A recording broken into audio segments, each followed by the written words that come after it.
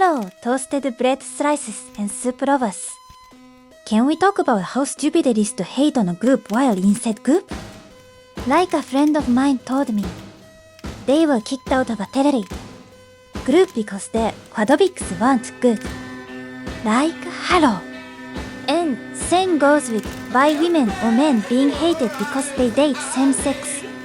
Especially when they have dated opposite sex before. They're not just different, it's their sexuality.